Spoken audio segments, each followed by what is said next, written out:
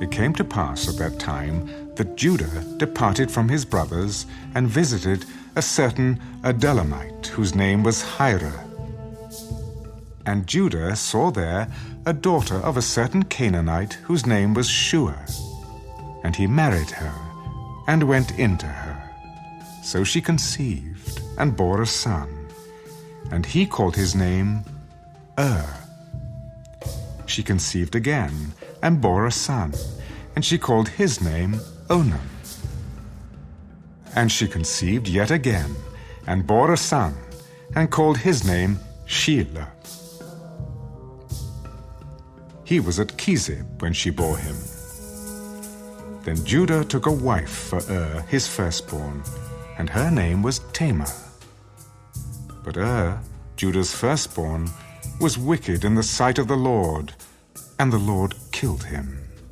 And Judah said to Onan, "Go in to your brother's wife and marry her, and raise up an heir to your brother."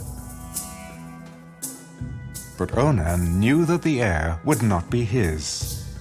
And it came to pass, when he went in to his brother's wife, that he omitted on the ground, lest he should give an heir to his brother. And the thing which he did displeased the Lord. Therefore he killed him also.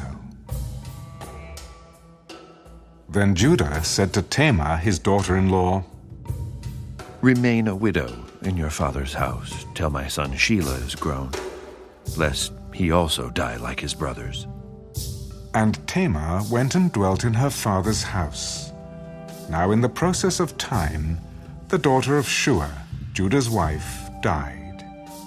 And Judah was comforted, and went up to his sheep shearers at Timnah, he and his friend Hira the Adullamite.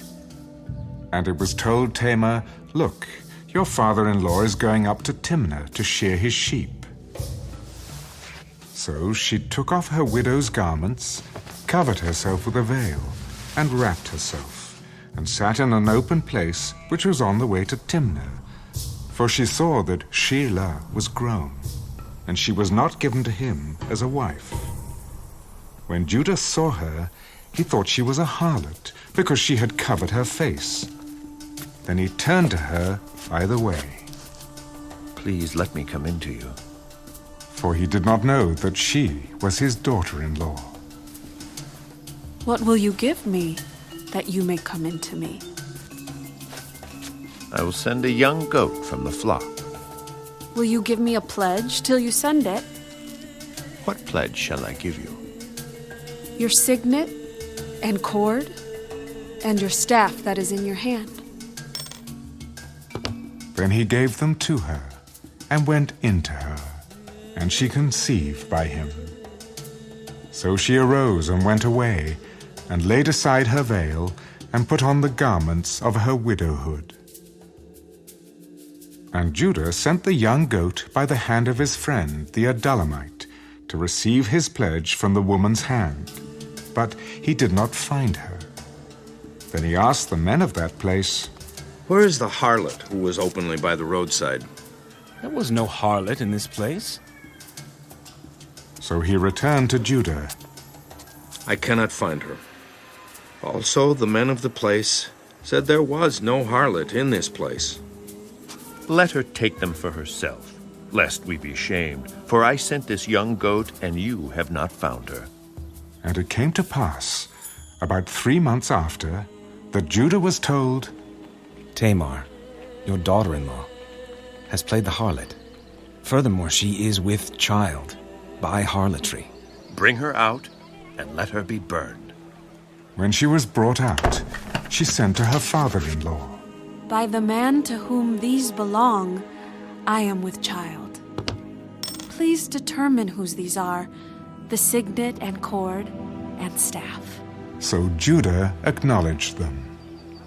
"She has been more righteous than I, because I did not give her to Shelah, my son." And he never knew her again. Now it came to pass, at the time for giving birth, that behold, twins were in her womb.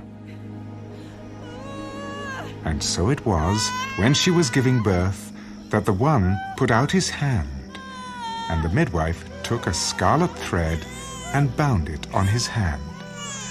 This one came out first. And it happened, as he drew back his hand, that his brother came out unexpectedly. How did you break through? This breach be upon you. Therefore his name was called Perez. Afterward his brother came out who had the scarlet thread on his hand, and his name was called Zerah.